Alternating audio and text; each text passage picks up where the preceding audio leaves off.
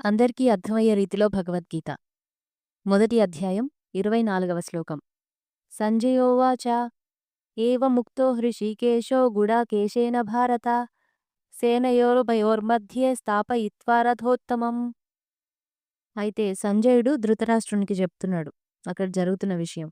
అర్జునుడు 2 సేనల మధ్య రథాన్ని ఉంచమని చెప్పిన వెంటనే అర్జునుడిలా అడగగానే హృషీకేశుడు అంటే కృష్ణుడు అర్జునుడి ఉత్తమ రథాన్ని 2 సేనల మధ్య నిలిపాడు. అర్జునుడు అడిగాడు. కృష్ణుడు అస్సలు ప్రశ్నించలేదు. వెంటనే రథాన్ని తీసుకొచ్చి 2 సేనల మధ్య నిలిపాడు. ఇది ఆజ్ఞ కాదు, ఒక ఆలోచనకు స్కోప్ ఇచ్చే స్థలం. నువ్వు ఆలోచించాలనుకుంటే నిన్ను మధ్యలో నిలబెట్టే వ్యక్తి నీ జీవితంలో గొప్ప పాత్ర పోషిస్తాడు. ఇది గుర్తుపెట్టుకోండి. 25వ శ్లోకం. భీష్మద్రోణ ప్రముఖతః సర్వేషాం చ మహీక్షితాం ఉవాచ పార్థ పశ్యైతాన్ సమవేతాన్ కురూనితి.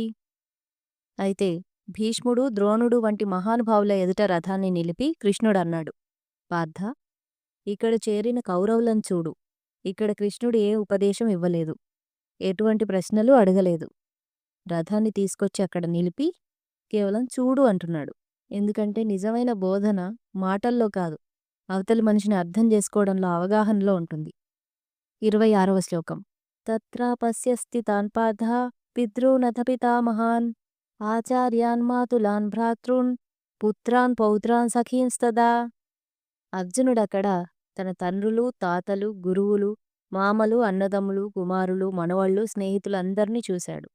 వీళ్ళెవరూ శత్రువులు కాదు, అందరూ తన వాళ్లే. ఈ యుద్ధానికి ముందు వచ్చే సందేహం కాదు, ఒక మనిషికి తన వాళ్లతోనే యుద్ధం చెయ్యాలంటే వచ్చే వేదన.